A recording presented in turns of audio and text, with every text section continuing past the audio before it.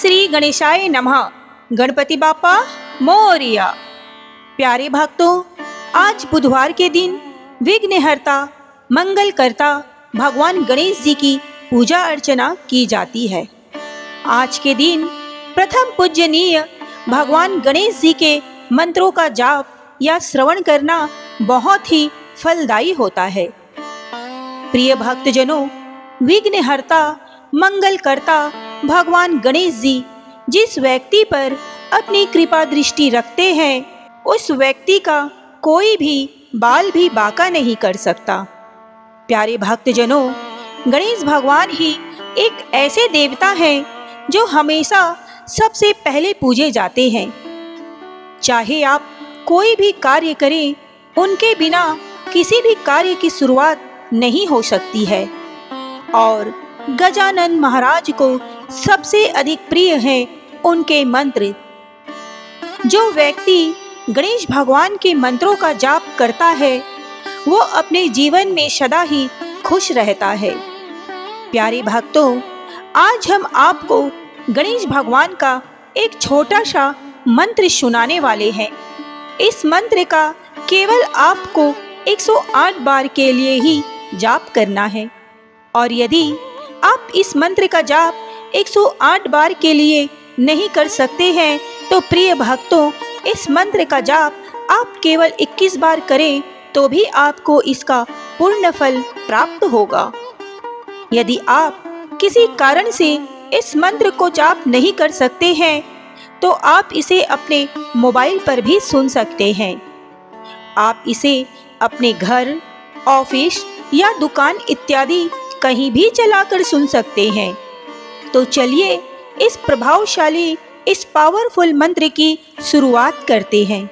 लेकिन उससे पहले भक्तों, एक छोटा सा निवेदन है कि अगर आपको हमारी वीडियो पसंद आती है तो प्लीज़ दिल से एक लाइक अवश्य कीजिए। और आगे भी ऐसी ही वीडियो देखने के लिए हमारे चैनल सनातन ज्ञान को जरूर सब्सक्राइब कर लें। और कमेंट बॉक्स में ओम गणेशाय लिखना बिल्कुल ना भूलें। तो चलिए प्रिय भक्तों, आज के इस पावरफुल मंत्र की शुरुआत करते हैं। एक बार प्रेम से बोलिए, जय श्री गणेश। एकदंताय विद्महे वक्रतुंडाय धीमहि तन्नो दन्ति प्रचोदयात्। एकदंताय विद्महे वक्रतुंडाय धीमहि तन्नो दन्ति प्रचोदयात्। एकदंताय विद्महे वक्रतुंडाय धीमहि तन्नो दन्ति प्रचोदयात्। एकदंताय विद्महे वक्रतुंडाय धीमहि तन्नो दन्ति प्रचोदयात्। एकदंताय विद्महे वक्रतुंडाय धीमहि तन्नो दन्ति प्रचोदयात्। एकदंताय विद्महे वक्रतुंडाय धीमहि तन्नो दन्ति प्रचोदयात्। एकदंताय विद्महे वक्रतुंडाय धीमहि तन्नो दन्ति प्रचोदयात्। एकदंताय विद्महे वक्रतुंडाय धीमहि तन्नो दन्ति प्रचोदयात्। एकदंताय विद्महे वक्रतुंडाय धीमहि तन्नो दन्ति प्रचोदयात्। एकदंताय विद्महे वक्रतुंडाय धीमहि तन्नो दन्ति प्रचोदयात्। एकदन्ताय विद्महे वक्रतुण्डाय धीमहि तन्नो दन्ती प्रचोदयात्। एकदन्ताय विद्महे वक्रतुण्डाय धीमहि तन्नो दन्ती प्रचोदयात्। एकदन्ताय विद्महे वक्रतुण्डाय धीमहि तन्नो दन्ती प्रचोदयात्। एकदन्ताय विद्महे वक्रतुण्डाय धीमहि तन्नो दन्ती प्रचोदयात्। एकदन्ताय विद्महे वक्रतुण्डाय धीमहि तन्नो दन्ती प्रचोदयात्। एकदन्ताय विद्महे वक्रतुण्डाय धीमहि तन्नो दन्ती प्रचोदयात्।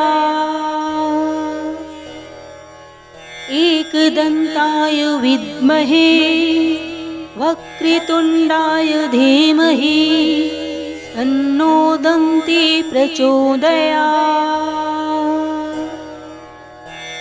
एकदन्ताय विद्महे वक्रतुण्डाय धीमहि तन्नो दन्ती प्रचोदयात्। एकदन्ताय विद्महे वक्रतुण्डाय धीमहि तन्नो दन्ती प्रचोदयात्।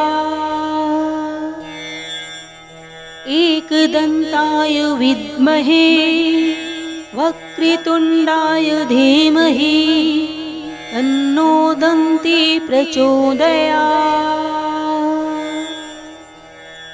एकदन्ताय विद्महे वक्रतुण्डाय धीमहि तन्नो दन्ती प्रचोदयात्। एकदन्ताय विद्महे वक्रतुण्डाय धीमहि तन्नो दन्ती प्रचोदयात्। एकदन्ताय विद्महे वक्रतुण्डाय धीमहि तन्नो दन्ती प्रचोदयात्। एकदन्ताय विद्महे वक्रतुण्डाय धीमहि तन्नो दन्ती प्रचोदयात्। एकदन्ताय विद्महे वक्रतुण्डाय धीमहि तन्नो दन्ती प्रचोदयात्। एकदन्ताय विद्महे वक्रतुण्डाय धीमहि तन्नो दन्ती प्रचोदयात्। एकदन्ताय विद्महे वक्रतुण्डाय धीमहि तन्नो दन्ती प्रचोदयात्। एकदन्ताय विद्महे वक्रतुण्डाय धीमहि तन्नो दन्ती प्रचोदयात्। एकदन्ताय विद्महे वक्रतुण्डाय धीमहि तन्नो दन्ती प्रचोदयात्। एकदन्ताय विद्महे वक्रतुण्डाय धीमहि तन्नो दन्ती प्रचोदयात्। एकदन्ताय विद्महे वक्रतुण्डाय धीमहि तन्नो दन्ती प्रचोदयात्।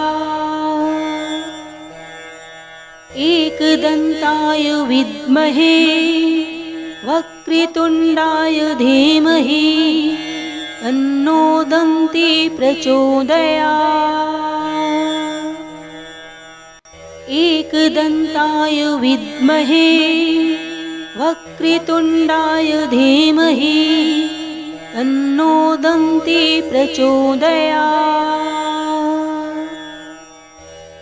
एकदन्ताय विद्महे वक्रतुण्डाय धीमहि तन्नो दन्ती प्रचोदयात्।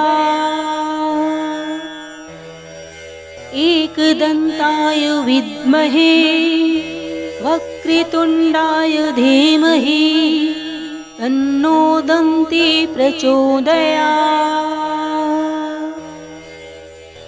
एकदन्ताय विद्महे वक्रतुण्डाय धीमहि तन्नो दन्ती प्रचोदयात्। एकदन्ताय विद्महे वक्रतुण्डाय धीमहि तन्नो दन्ती प्रचोदयात्। एकदन्ताय विद्महे वक्रतुण्डाय धीमहि तन्नो दन्ती प्रचोदयात्। एकदन्ताय विद्महे वक्रतुण्डाय धीमहि तन्नो दन्ती प्रचोदयात्। एकदन्ताय विद्महे वक्रतुण्डाय धीमहि तन्नो दन्ती प्रचोदयात्। एकदन्ताय विद्महे वक्रतुण्डाय धीमहि तन्नो दन्ती प्रचोदयात्। एकदन्ताय विद्महे वक्रतुण्डाय धीमहि तन्नो दन्ती प्रचोदयात्। एकदन्ताय विद्महे वक्रतुण्डाय धीमहि तन्नो दन्ती प्रचोदयात्। एकदन्ताय विद्महे वक्रतुण्डाय धीमहि तन्नो दन्ती प्रचोदयात्।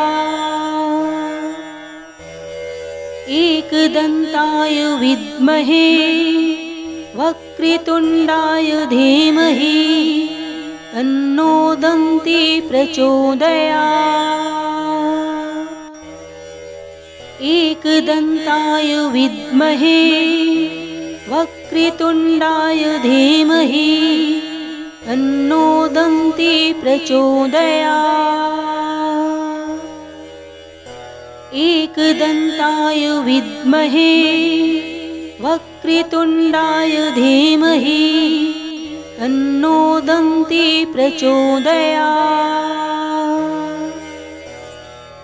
एकदन्ताय विद्महे वक्रतुण्डाय धीमहि तन्नो दन्ती प्रचोदयात्। एकदन्ताय विद्महे वक्रतुण्डाय धीमहि तन्नो दन्ती प्रचोदयात्। एकदन्ताय विद्महे वक्रतुण्डाय धीमहि तन्नो दन्ती प्रचोदयात्। एकदन्ताय विद्महे वक्रतुण्डाय धीमहि तन्नो दन्ती प्रचोदयात्। एकदन्ताय विद्महे वक्रतुण्डाय धीमहि तन्नो दन्ती प्रचोदयात्। एकदन्ताय विद्महे वक्रतुण्डाय धीमहि तन्नो दन्ती प्रचोदयात्। एकदन्ताय विद्महे वक्रतुण्डाय धीमहि तन्नो दन्ती प्रचोदयात्। एकदन्ताय विद्महे वक्रतुण्डाय धीमहि तन्नो दन्ती प्रचोदयात्। एकदन्ताय विद्महे वक्रतुण्डाय धीमहि तन्नो दन्ती प्रचोदयात्। एकदन्ताय विद्महे वक्रतुण्डाय धीमहि तन्नो दन्ती प्रचोदयात्। एकदन्ताय विद्महे वक्रतुण्डाय धीमहि तन्नो दन्ती प्रचोदयात्। एकदन्ताय विद्महे वक्रतुण्डाय धीमहि तन्नो दन्ती प्रचोदयात्। एकदन्ताय विद्महे वक्रतुण्डाय धीमहि तन्नो दन्ती प्रचोदयात्। एकदन्ताय विद्महे वक्रतुण्डाय धीमहि तन्नो दन्ती प्रचोदयात्। एकदन्ताय विद्महे वक्रतुण्डाय धीमहि तन्नो दन्ती प्रचोदयात्। एकदन्ताय विद्महे वक्रतुण्डाय धीमहि तन्नो दन्ती प्रचोदयात्। एकदन्ताय विद्महे वक्रतुण्डाय धीमहि तन्नो दन्ती प्रचोदयात्। एकदन्ताय विद्महे वक्रतुण्डाय धीमहि तन्नो दन्ती प्रचोदयात्।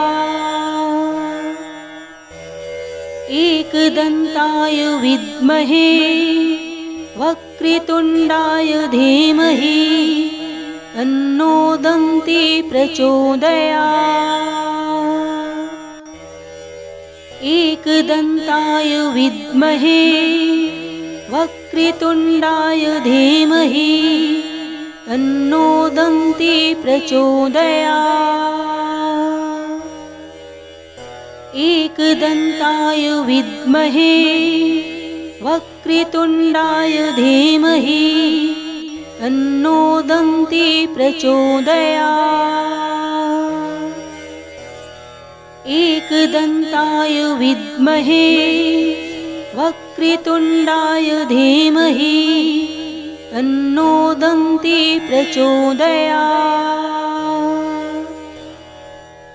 एकदन्ताय विद्महे वक्रतुण्डाय धीमहि तन्नो दन्ती प्रचोदयात्। एकदन्ताय विद्महे वक्रतुण्डाय धीमहि तन्नो दन्ती प्रचोदयात्। एकदन्ताय विद्महे वक्रतुण्डाय धीमहि तन्नो दन्ती प्रचोदयात्।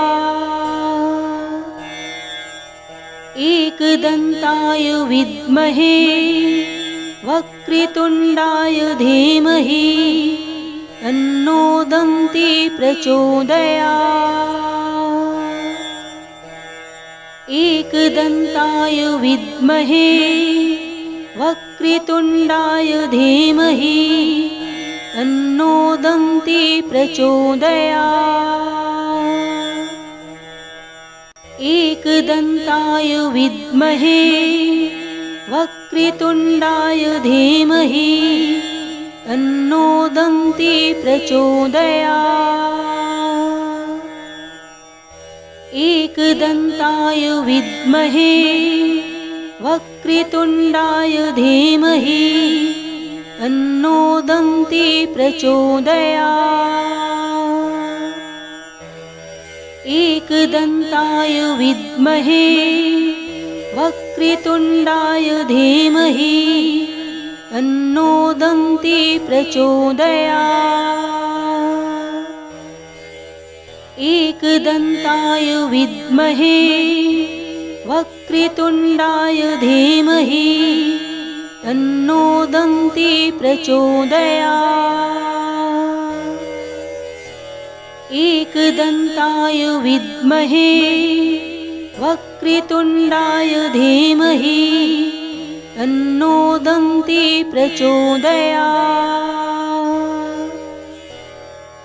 एकदन्ताय विद्महे वक्रतुण्डाय धीमहि तन्नो दन्ती प्रचोदयात्। एकदन्ताय विद्महे वक्रतुण्डाय धीमहि तन्नो दन्ती प्रचोदयात्। एकदन्ताय विद्महे वक्रतुण्डाय धीमहि तन्नो दन्ती प्रचोदयात्। एकदन्ताय विद्महे वक्रतुण्डाय धीमहि तन्नो दन्ती प्रचोदयात्।